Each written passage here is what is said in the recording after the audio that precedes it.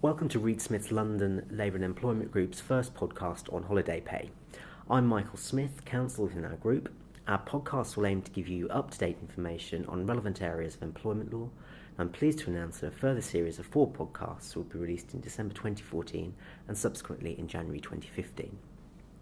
Turning to today's podcast, as a reminder, all workers in the UK are entitled to 5.6 weeks paid annual leave each year, inclusive of public holidays.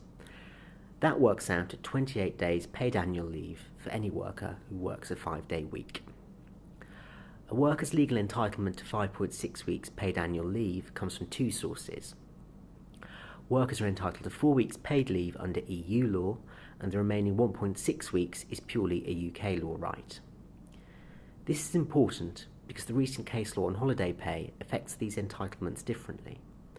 The case law that I'm going to talk to you about affects only the 4 weeks of annual leave granted under EU law, not the balance of 1.6 weeks granted under UK law. I'm now going to move on to talk about the recent case law. Under European law, workers are entitled to paid annual leave, but the European legislation does not explain how this is to be calculated. However, in 2006, in a case called Robinson Steel, the European Court of Justice said that workers were entitled to normal remuneration during annual leave.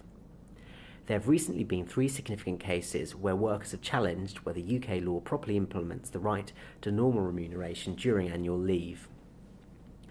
Very roughly speaking, UK law says that if a worker has no normal working hours, their holiday pay is calculated by reference to an average over the 12 weeks immediately prior to taking leave. If a worker does have normal working hours, any pay they receive by way of allowances, commission or overtime, except guaranteed compulsory overtime, is excluded in the calculation of their holiday pay. The first significant challenge to this came in the case of Williams against British Airways. A number of airline pilots claimed that when taking annual leave, they should be paid not only their basic salary, but also in respect of allowances they would receive while working. The European Court of Justice agreed with the pilots. To paraphrase, it said workers are entitled to be paid during their holidays in respect of any sums that are intrinsically linked to the performance of their duties and in respect of which a monetary amount is provided. In other words, the airline pilot's flying allowances. Next to successfully challenge the rules on holiday pay was Mr. Locke. He worked for British Gas and earned a significant amount by way of sales commission. The commission was paid in arrears.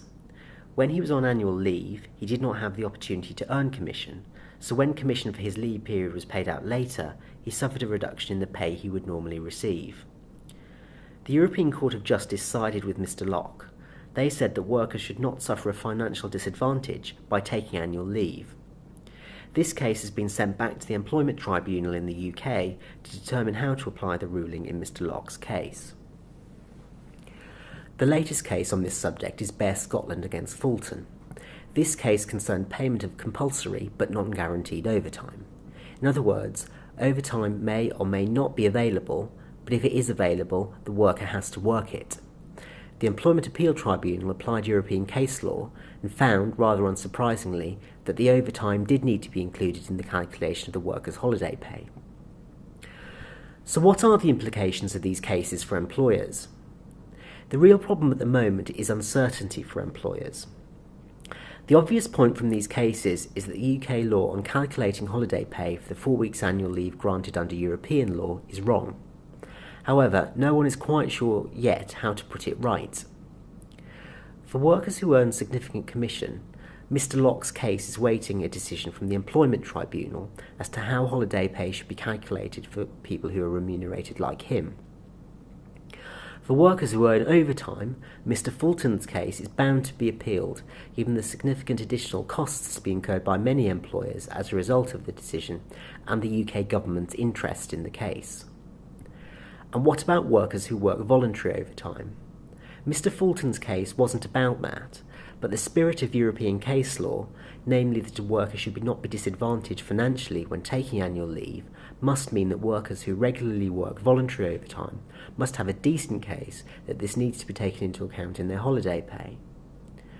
So what do employers do in the meantime? I wouldn't recommend rushing to change your holiday policies yet. Too much is uncertain. However, there have been some suggestions as to how the impact of these cases on employers might be limited when the dust settles. I'm not going to go into too much detail because we simply do not know whether these proposals are workable, but some commentators have suggested the following.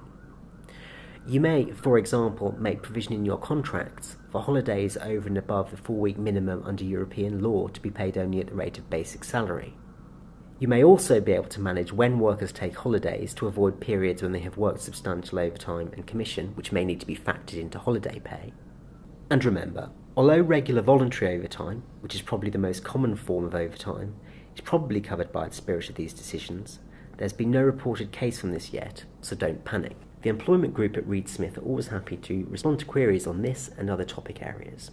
Contact details are embedded on the platform that you've reached this podcast. For regular updates, please visit Reed Smith's dedicated employment law blog, www.employmentlawwatch.com.